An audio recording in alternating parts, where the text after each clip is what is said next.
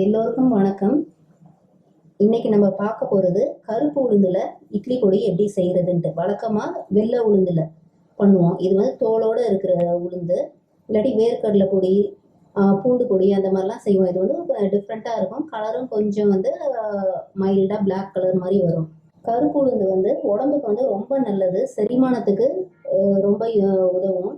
அதான் டைஜஷனுக்கு, போனுக்கு mineral density கொடுக்கும், எலும்புக்கு. அடுத்தது சுகர் பேஷண்ட்ஸ்க்கு ரொம்ப நல்லது. இது பிளட் குளுக்கோஸ் லெவலை வந்து மெயின்டைன் பண்ணுறதுக்கு, அதை ரெகுலேட் பண்ணுறதுக்கு ரொம்ப ஹெல்ப்ஃபுல்லாக இருக்கும். இதுக்கு தேவையான பொருள் என்னென்னு பார்க்கலாம்.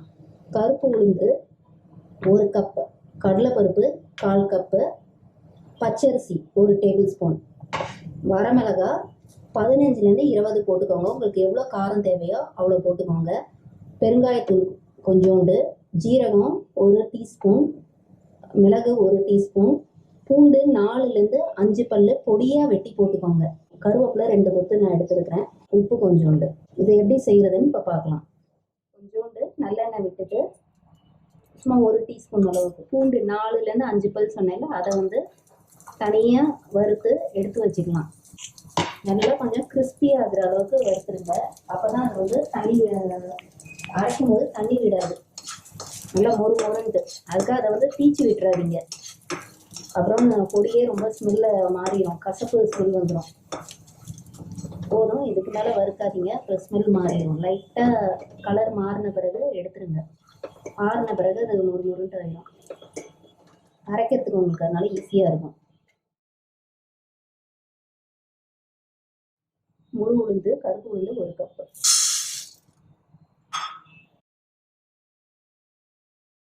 பச்சரிசி 1 டேபிள் ஸ்பூன். ஃபஸ்ட்டு இந்த 3 பருப்பு வகையும், 2 பருப்பையும் பச்சரிசியும் போட்டு வறுத்துக்கணும். மீடியம் ஃப்ளேமில் வச்சு வருங்க. இது ஒரு 5லேருந்து 6 நிமிஷம் ஆகும். இப்போ கடலைப்பருப்புலாம் கலர் மாறிடுச்சு உங்களுக்கு, ஏன்னா உளுந்தில் ரொம்ப கண்டுபிடிக்க முடியாது.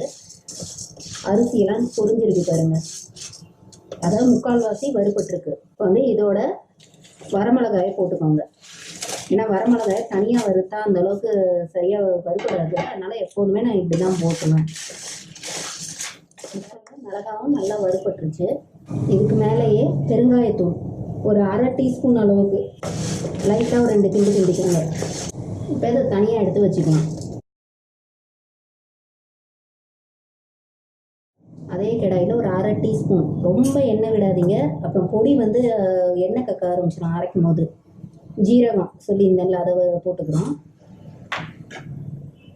மிளகு, ஜீரகம் மிளகு 2மே 1 டீஸ்பூன் தான். கருவேப்பிலை 2 கொத்து.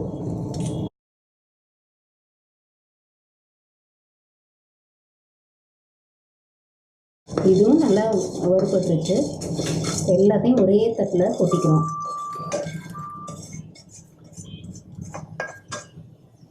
இப்போ இது எல்லாத்தையும் ஆற விட்டுட்டு, நல்லா ஃபுல்லாக ஆறணும்.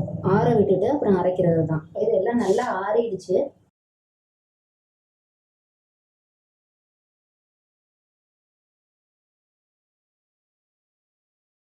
இப்போ வந்து அரைக்க போகிறோம்.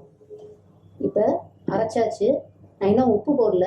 உங்களுக்கு எப்படி வேணுமோ, கொஞ்சம் ரொம்ப ஃபைனாக வேணுனாலும் அரைச்சிக்கோங்க, இல்லாட்டி கரக்கரன்னு வேணுனாலும் அரைச்சிக்கோங்க, அது உங்கள் இஷ்டம்.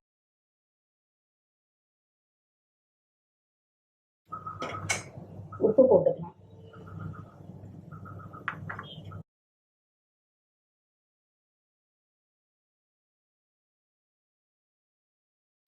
கருப்பு உளுந்து பொடி ரெடி ஆயிடுச்சு.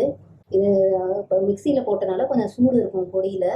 கொஞ்சம் அதனால ஒரு 15 நிமிஷம் ஆற விட்டுட்டு, நல்ல ஒரு க்ளீனான கிளாஸ் டப்பா, கிளாஸ் கண்டெய்னர், இல்லாட்டி வந்து ஸ்டெயின்லெஸ் ஸ்டீல் டப்பாவில் எதுலையோ போட்டு வச்சிங்கன்னா 2 மாதம் வரைக்கும் கண்டிப்பாக நல்லாயிருக்கும். பாருங்க, கருப்பு உளுந்து பொடி ரெடி ஆகிடுச்சு. இந்த வீடியோ உங்களுக்கு பிடிச்சிருந்துச்சுன்னா லைக் பண்ணுங்கள், ஷேர் பண்ணுங்கள், மறந்துடாமல் என் சேனலுக்கு சப்ஸ்கிரைப் பண்ணுங்கள்.